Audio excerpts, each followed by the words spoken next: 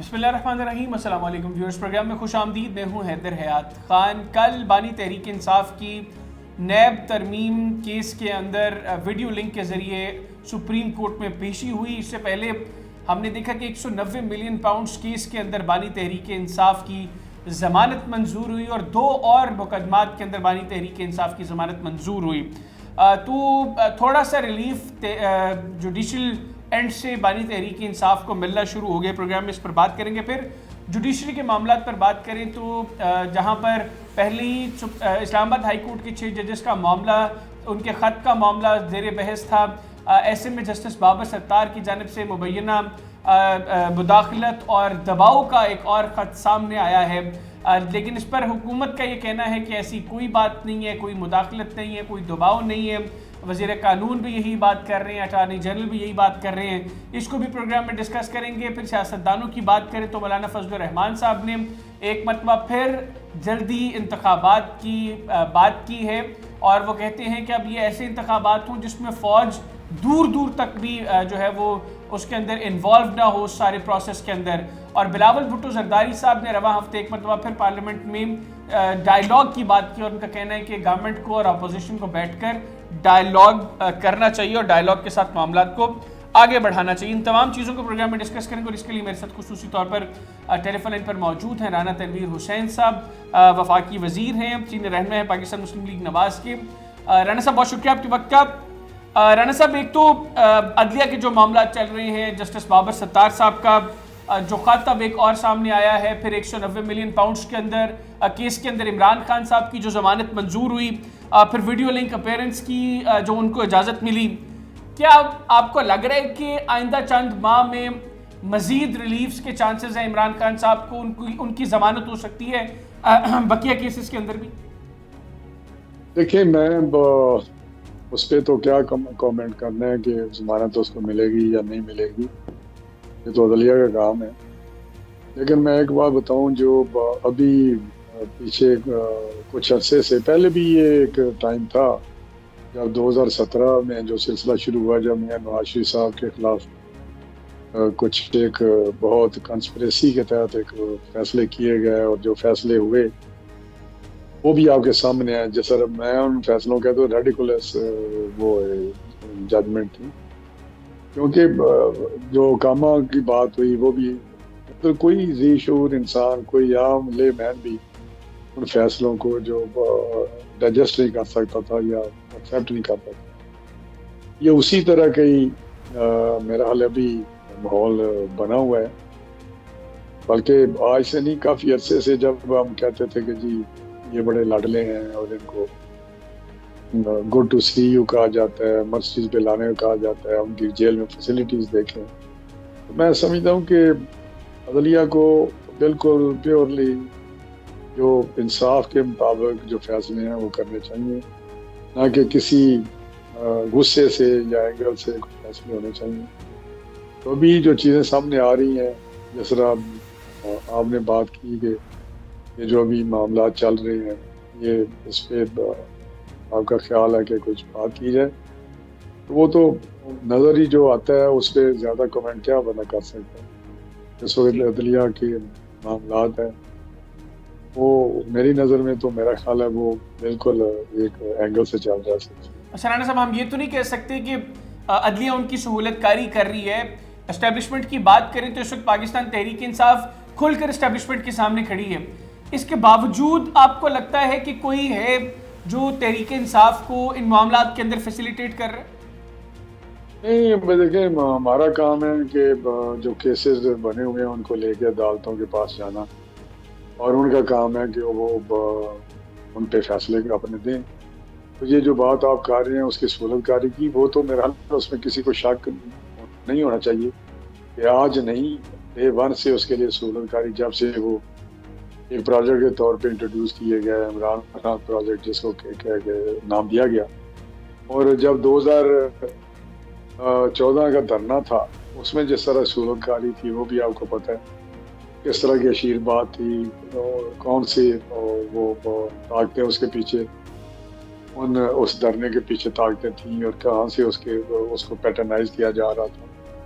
وہ بھی آپ کے سامنے ہے. وہ کسی سے اب میرا ساری چیزیں تو کھل کے سامنے آ گئی ہیں کہ اس کا سلسلہ کیا تھا. وہ تو ایک ہسٹری ہے جو بھی اس کے بعد چلا. 2017 میں سلسلہ شروع ہوا, 2014 میں جو نئی کامیابی ملی 2014 میں ان قوتوں کو, تو پھر 2017 میں ایک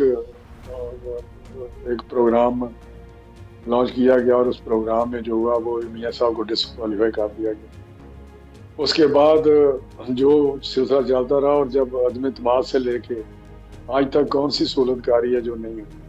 تو میں سمجھتا ہوں کہ سسٹم کو اس طرح نہ کریں, نہ ویک کریں سسٹم کو, چلنے دیں. الیکشن ہوتے رہتے ہیں, آج الیکشن ہو رہے ہیں, کل پھر الیکشن آ جائیں گے 5 سال بعد. تو میں اگر سسٹم کو ہم ویک کریں گے یا اتنا کمزور کریں گے, پہلے بھی آپ کو پتہ ہے جس طرح کی ڈیموکریسی یہاں پہ ہے, جس طرح پارلیمنٹ کا معاملات ہیں وہ آپ کے سامنے ہیں. لیکن انہی وجہ سے یہ معاملات ہمارے جو ہیں اس نج پہ پہنچے ہوئے.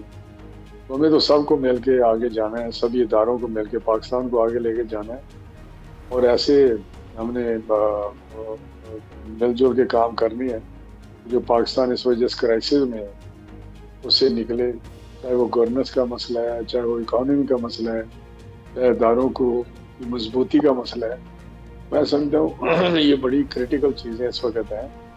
ہمیں سب کو مل کے ان چیزوں, یہ جو چیلنجز ہیں ان کو اوور کم کرنا ہے اور آگے بڑھنا ہے. اچھا رانا صاحب, ہم 2016 سے پیچھے اگر نہیں بھی جاتے, ہم 2016 کی بات کر لیں اور 2016 آنورڈز ہم ڈسکس کریں, تو اس وقت جو کچھ نواز شریف صاحب کے خلاف ہوا, عدلیہ میں ان کے خلاف فیصلے آئے, پھر اس وقت کی اسٹیبلشمنٹ کا جو سارا کردار تھا وہ آج کسی سے ڈھکا چھپا نہیں ہے. لیکن آج عدلیہ سے خود آوازیں اٹھ رہی ہیں دباؤ کو لے کر. وہ کہ اعظم نذیر تارڑ صاحب وفاقی وزیر قانون یہ کہہ رہے ہیں کہ ایسی کوئی بات نہیں ہے, لیکن آوازیں عدلیہ سے اٹھ رہی ہیں. آپ کو لگتا ہے کہ جو پریشر اس وقت تھا جوڈیشری پر, آج ایسے معاملات نہیں ہیں؟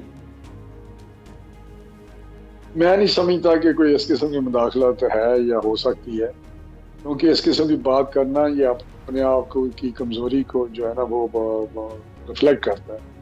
یہ ایک جو عام جج صاحبان لوور جوڈیشری کے بھی نہیں بلکہ ایک پیریڈ جو کورٹس ہوتی ہیں, ہائی کورٹ یا سپریم کورٹ, اس کے جج صاحبان اس قسم کی بات کریں تو میری سمجھ سے یہ بہت ہی بالا تار ہے.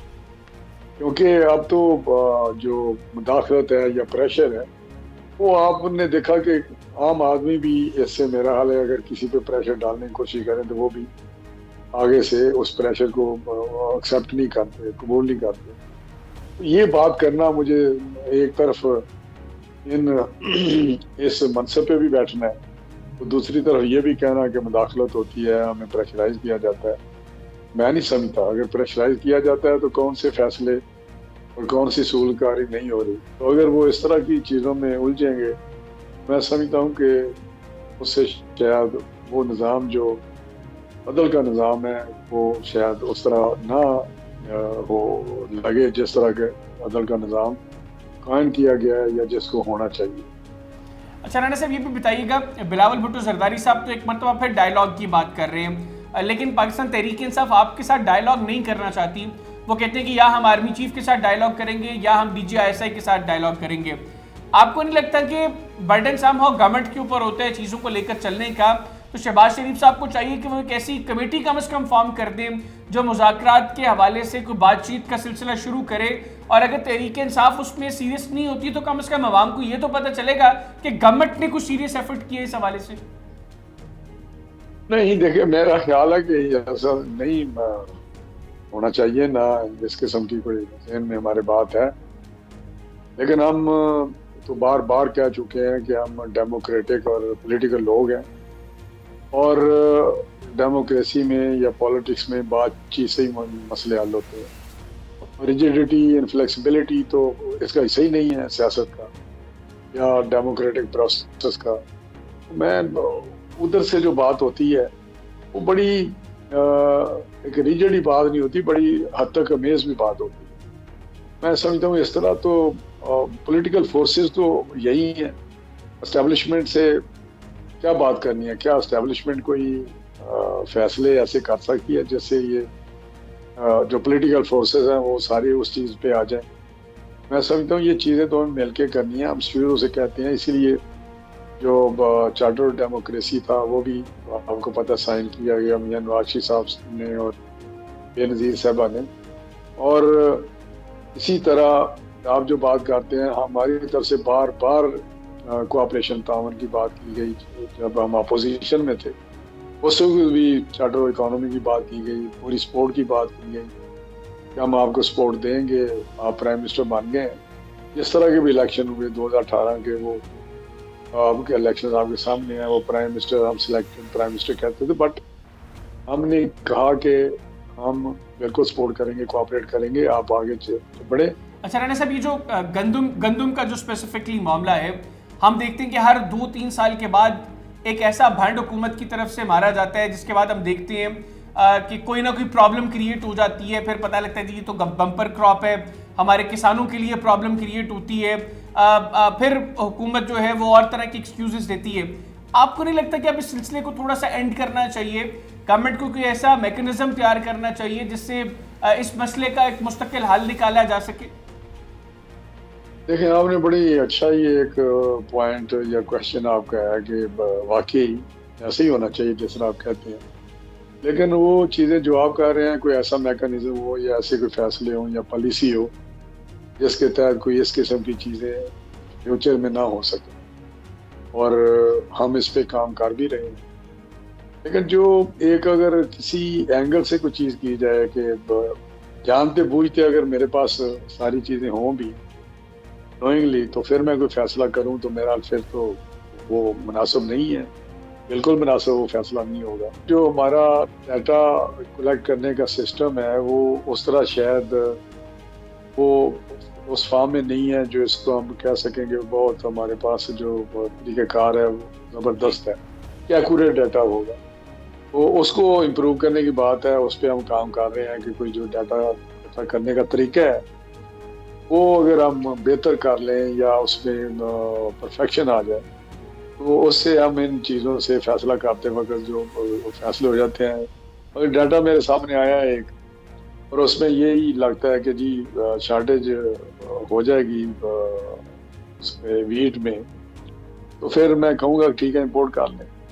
اگر میرے پاس آ جائے کہ سرپلس میرے پاس شوگر ہے تو نیچرلی میں کہوں گا کہ اس کو ایکسپورٹ کر دیں.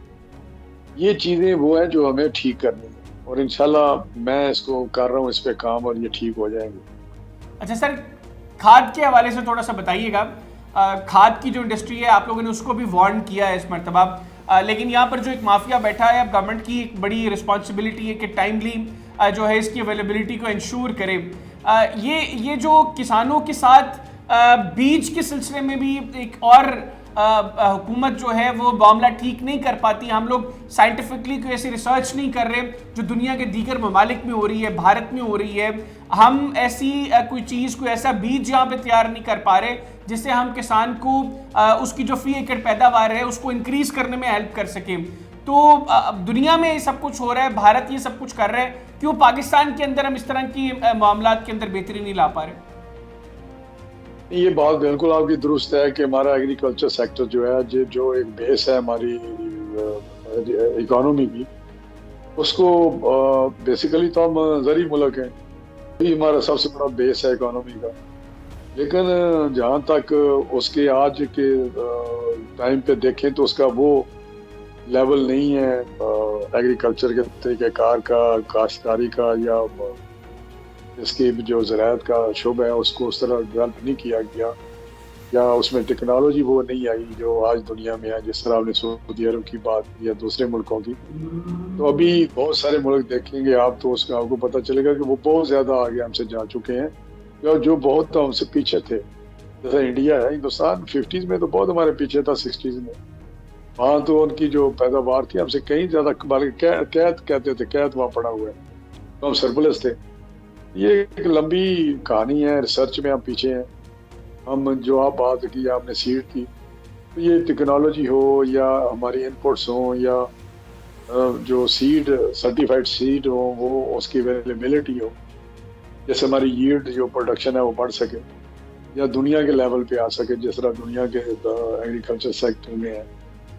تو ابھی اس پہ کافی کام ہو رہا ہے، پرائم منسٹر صاحب اس پہ فوکسڈ ہیں، اور ہماری حکومت بہت ایگریکلچر سیکٹر کو بہت پروموٹ کر رہی ہے، یا اس پہ ان کو ڈیولپ کر رہی ہے. مختلف ملک سے ہم ٹیکنالوجی کی بات کر رہے ہیں جو زراعت میں بہت آگے ہے. اور اسی طرح سیڈ اتھارٹی ابھی بنائی ہے ہم نے، اس کے صرف ایک ہی مقصد ہے اس سیڈ اتھارٹی کا، بیج جو ہے سی سرٹیفائڈ بیج، ایسے بیج جو بہت دنیا میں بہترین بیج ہیں، وہ ڈیولپ کر کے تو ہم اپنے کسانوں کو دیں تاکہ ہماری پروڈکشن اور یہ بڑھ سکے. یہ کافی سارے اقدامات ہیں جو لیے جا رہے ہیں، جو فارمرز کو انسینٹیو دیے جا رہے ہیں. آنے والے بجٹ میں آپ دیکھیں گے کہ بہت سارے ایسے میز لیے جا رہے ہیں، جیسے ان کے انپٹس کا، یا ان کے امپلیمنٹس کا، یا ٹریکٹرز کا، یا ان کو دوسری جو سہولتیں ہیں وہ دی جائیں تاکہ اپنی پروڈکشن وہ بڑھا سکیں. بالکل ٹھیک ہو گیا، بہت شکریہ رانا تنویر حسین صاحب، آپ نے پروگرام کے لیے خصوصی طور پر وقت نکالا. ناظرین، وفاقی وزیر اور پاکستان مسلم لیگ نواز کے سینئر رہنما رانا تنویر حسین صاحب ہمارے ساتھ موجود تھے، ان کی گفتگو آپ نے سنی. آج کی پروگرام سے اتنی، اگلے پروگرام تک کے لیے مجھے اور میری ٹیم کو اجازت دیجیے. اللہ حافظ. پاکستان زندہ باد.